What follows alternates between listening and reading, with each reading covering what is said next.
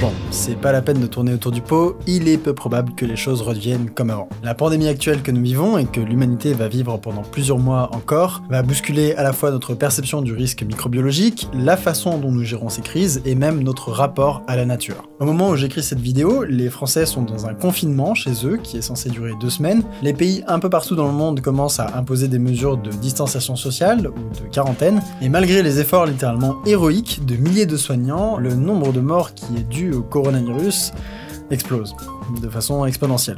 De l'autre côté, la communauté des chercheurs est au taquet pour trouver des traitements ou un vaccin, pour modéliser les conséquences de telle ou telle mesure publique. Les médias ne parlent plus que de ça, et les différentes analyses s'accumulent dans tous les sens. Bref, on est à la fois dans une période historique et dans une période de grande confusion. Aujourd'hui, on va prendre de la hauteur sur ce qu'on vit actuellement dans une vidéo en 2 parties. Dans cette première partie, on va revenir sur ce qui s'est passé dans les précédents mois et essayer de voir ce qui nous attend pour le reste de l'année. Et dans la seconde partie, on regardera ensemble l'impact de cette pandémie sur le futur un peu moins proche, à l'horizon 2050. Vous êtes dans la série 2K50. Ok, l'histoire commence il y a quelques centaines de milliers d'années, peut-être des millions d'années, on sait pas trop. Les virus de la famille Coronaviridae ont commencé à infecter des chauves-souris. Le parasite et l'hôte ont coévolué ensemble longtemps, les chauves-souris devenant de fait un réservoir pour ce virus, un coronavirus. Il tire son nom de la couronne que l'on voit au microscope électronique et qui sont en fait les protéines qui lui servent à s'attacher aux cellules qui l'infectent. D'ailleurs, on peut trouver des photos du virus qui ont été mis à disposition du public sur Flickr par les instituts de santé américains. Donc on le voit avec sa petite couronne de protéines comme ça tout autour. Il y a plein de photos qui sont trop belles. On essaye de trouver un aspect esthétique où on peut.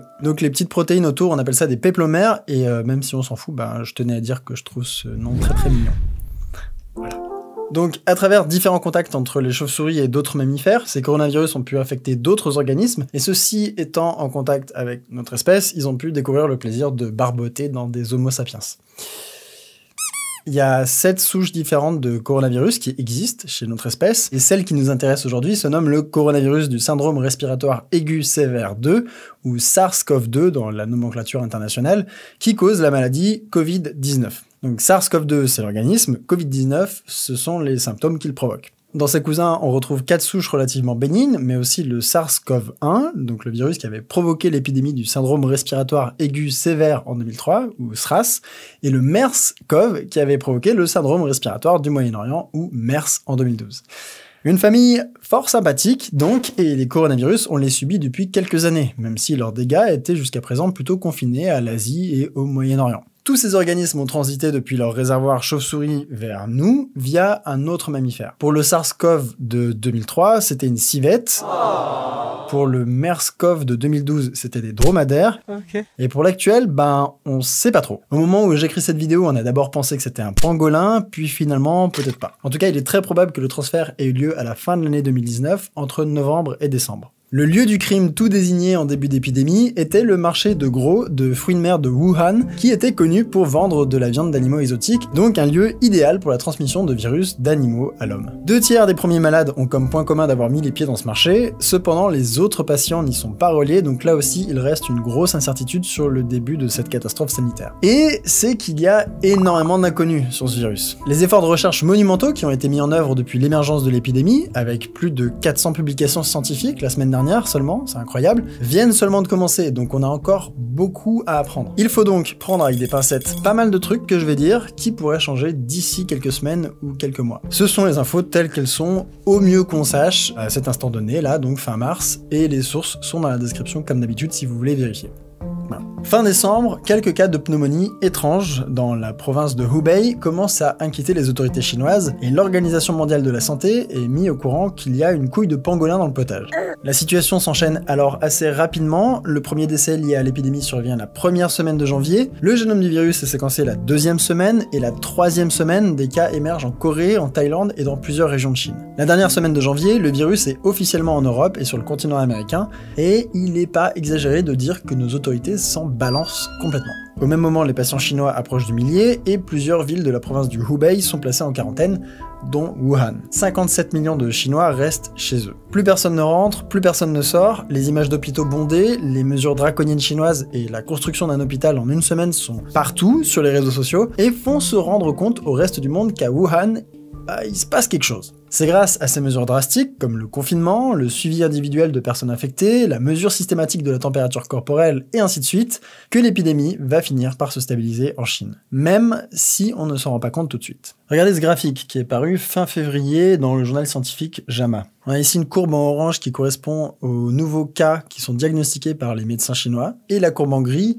montre le moment où les gens commencent à avoir les symptômes. Cette courbe-là, elle est faite après coup, en demandant aux patients quand est-ce qu'ils ont commencé à se sentir malades, ce qui est logiquement avant qu'ils aillent se faire diagnostiquer par les médecins. Donc à cette date-là, personne ne sait qu'il y a vraiment tout ça de gens qui ont des symptômes.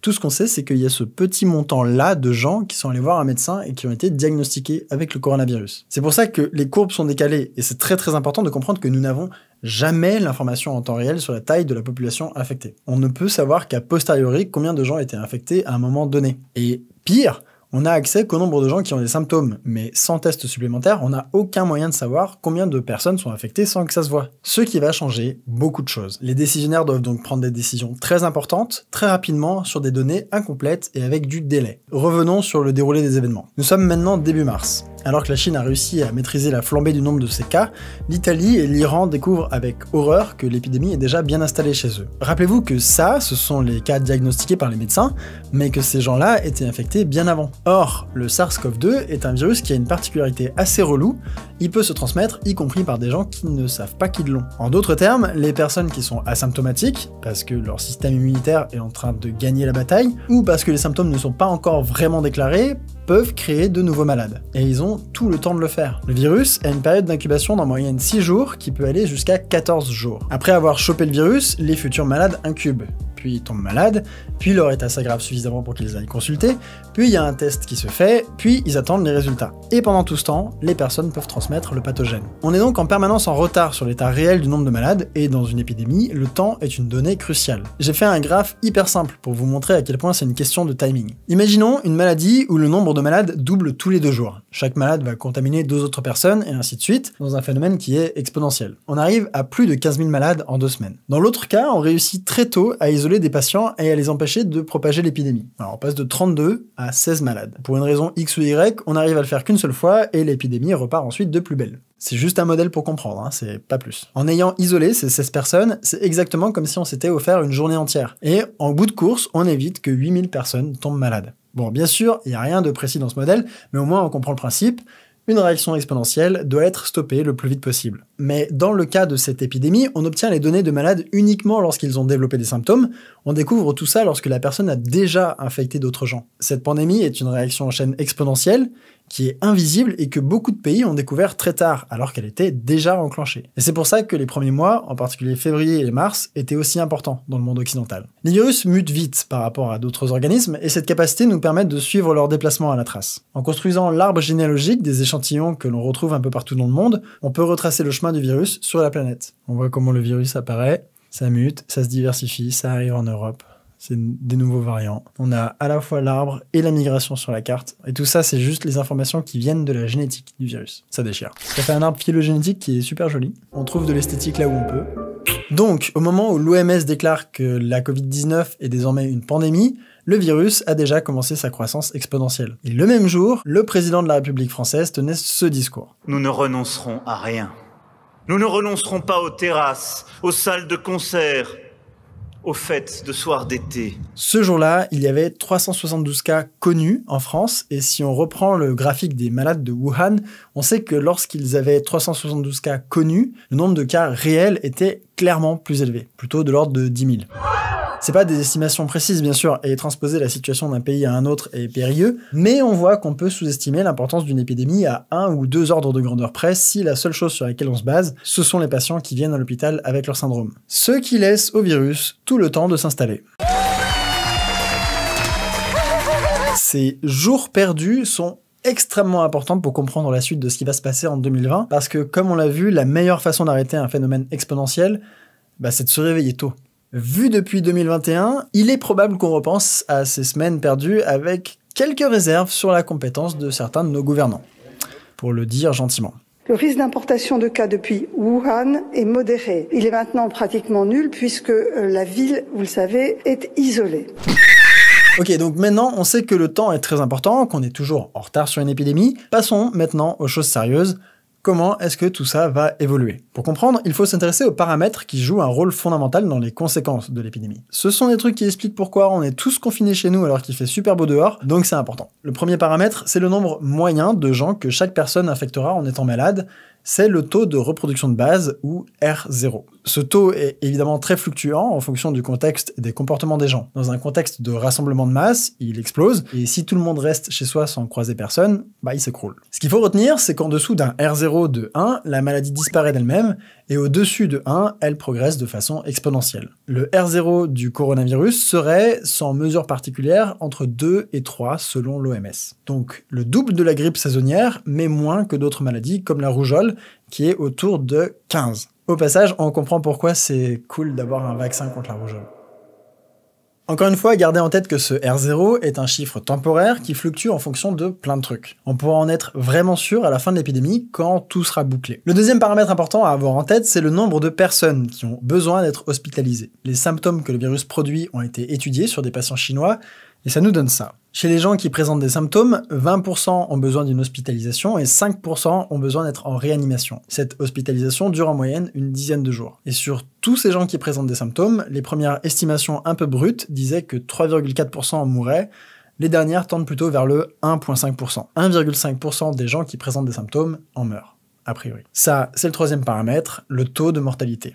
Et là, on a tous les éléments en main pour comprendre pourquoi l'année 2020 va être vraiment très étrange. Le premier problème à gérer, et ce très vite, c'est la croissance exponentielle du nombre de malades qui ont besoin d'une hospitalisation. Faisons un modèle neutre où on laisse l'épidémie se propager sans rien faire, pour comprendre. Enfin, plutôt que de le faire, on va utiliser ce qu'a déjà fait David Louapre pour un chouette article de son blog Science Étonnante. Dans l'article, il développe un petit modèle jouet, sans aucune prétention prédictive, qui est basé sur le modèle SIR. Ce modèle postule que chaque personne qui tombe malade va le refiler à un nombre donné d'autres personnes, ce qui dépend du R0 de tout à l'heure, puis guérir et être immunisé à la maladie, ou mourir. Si vous voulez plus de détails, je vous laisse lire l'article qui est dans les sources comme le reste, mais voici ce qui se passe quand on lance la simulation. Le nombre de malades augmente, puis diminue, et on a à peu près 2 millions de morts à l'arrivée. Pour mieux comprendre, voici la même simulation, mais avec plus de détails. Sans contrainte sur les contacts entre personnes, près de 90% de la population finit par attraper le virus, la grande majorité s'en remet, mais une partie en meurt. Et le nombre de malades passe par un pic qui se mesure en millions. Cette méthode pour gérer une épidémie repose sur l'idée que si une assez grande partie de la population contracte le virus, elle ne pourra pas le recontracter, soit parce qu'elle aura guéri et acquis de l'immunité,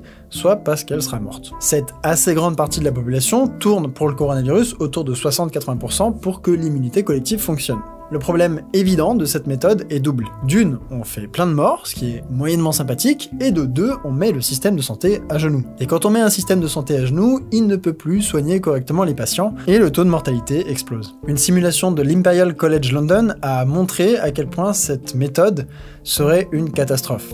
La ligne rouge, c'est le nombre de lits capables d'accueillir des patients en état critique, et la ligne noire, c'est le nombre de gens qui en auront besoin à un instant T donné si on fait rien. Voilà, tous les gens qui sont au-dessus du trait rouge, niquez-vous, en quelque sorte. Ce qui est apparu comme une évidence très vite était d'instaurer des mesures pour aplatir cette courbe et faire en sorte que le même nombre de cas s'étale sur une durée plus longue pour ne pas mettre le système de santé à genoux. Et nous voilà enfermés chez nous. Si on reprend le petit modèle jouet de Science Étonnante, on voit que diminuer le nombre de personnes que chaque individu contacte dans sa journée change tout à la dynamique de l'épidémie. Bref, tout ça pour dire que la distanciation sociale, ça fonctionne, et c'est pour ça que la plupart des pays l'ont adopté comme mesure, même si certains traînent des pieds. China. Si jamais vous sortez de votre grotte pour la première fois depuis 2019, déjà, sache que l'Australie était en feu, on a failli mourir dans une guerre nucléaire entre l'Iran et les US, Kobe est mort et on a découvert une passion des gens pour le PQ, mais aussi qu'il faut se laver les mains plus fréquemment que d'habitude, éviter les contacts humains rapprochés et tousser dans son coude. Mais aussi, et surtout, rester chez soi. Alors, très bien, on a appris plein de trucs, mais est-ce que ça nous permet de savoir quand est-ce que le confinement sera enfin terminé ?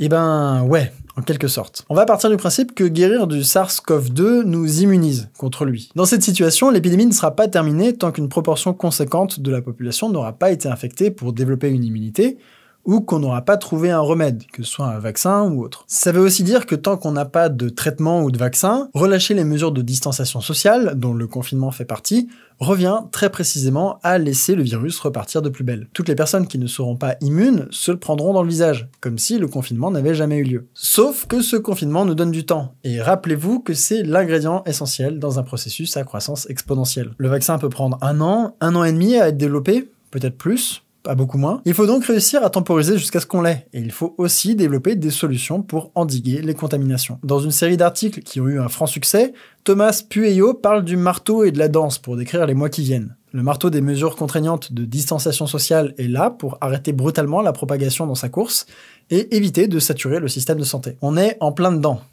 Chez vous, comme des grosses larves, à mater un mec qui parle devant sa caméra. Chez lui, comme une grosse larve. Ok. Et ensuite, la danse, en ajustant les mesures pour garder l'épidémie sous le contrôle. Dès qu'on enregistre une recrudescence des cas, remettre en place du confinement, fermer des écoles, etc., les réouvrir, et ainsi de suite. Dit comme ça, les mois qui arrivent n'ont pas l'air franchement palpitants, et pourraient même franchement poser de réels problèmes pour des personnes en détresse chez eux dans le confinement, sans parler des dégâts économiques. Mais l'un des rares avantages d'une pandémie, c'est qu'on n'est pas seul. Des solutions sont testées ailleurs et on peut s'inspirer d'elles. Et le temps offert par le confinement et la réduction de la contagion permettent de mettre en place ces solutions. Par exemple, Singapour a servi d'exemple dans la lutte contre cette maladie. Le pays qui avait le souvenir de la pandémie du SRAS de 2003 était déjà prêt et a réagi très vite dès que les premiers cas chinois ont émergé. Ils ont énormément testé les gens dans tous les sens pour détecter les porteurs du virus sans symptômes, bref, pour avoir la vision la plus claire et avec le moins de délai possible de la situation. Près de 7000 tests par million de personnes au moment où j'écris,